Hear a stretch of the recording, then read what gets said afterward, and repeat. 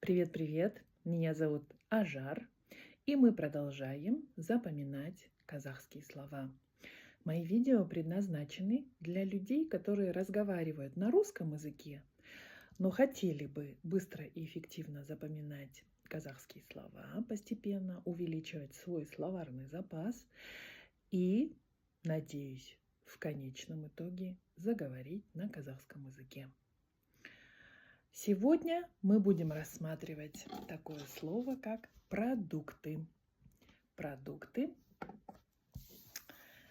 Для того, чтобы лучше запомнить это слово, надо будет посмотреть сами вещи, сами предметы или их картинку. В данном случае фото продуктов. Продукты. Это то, из чего готовится еда. Продукты. Посмотрели на фото. А теперь посмотрите, как это слово будет написано.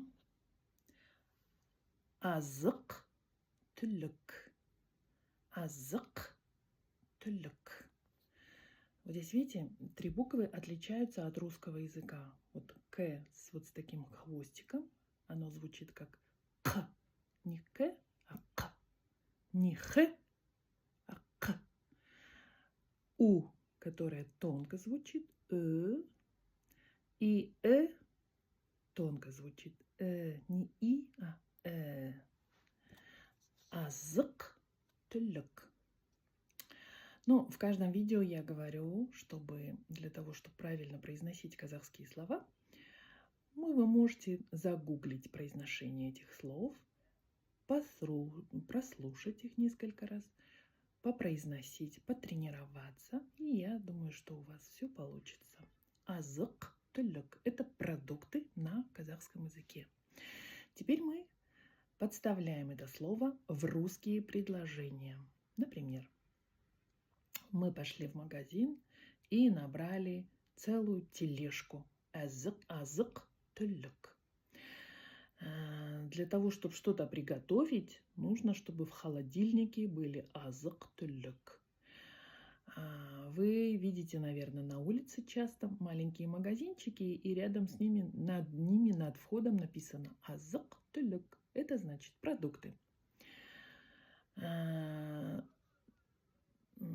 Азык түлік есть почти на каждом магазин. Азык түлік встречается почти на каждом шагу, потому что это предметы первой необходимости. Разные магазины по-разному выкладывают азык түлік. В некоторых магазинах зайдешь и видишь художественную выкладку азык түлік. В некоторых магазинах азык түлік добавляют туда еще и бытовые предметы, типа спички, зажигалки и все такое прочее. Но это уже не азык түлік. Азык түлік – это то, из чего можно приготовить еду. Вот таким образом составляете предложения, русские предложения со словом азык түлік, и количество предложений должно быть достаточно для того, чтобы вы запомнили это слово. Оно было встроено в ваш мыслительный механизм.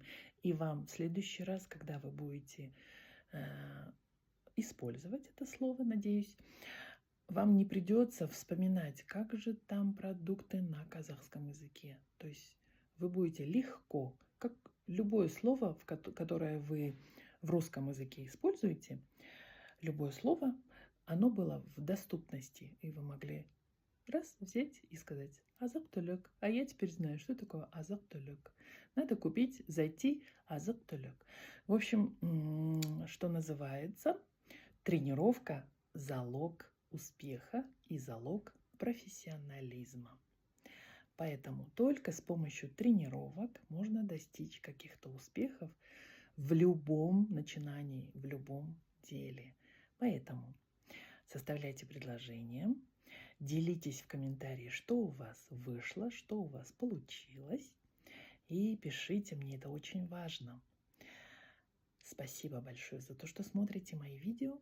И пока-пока.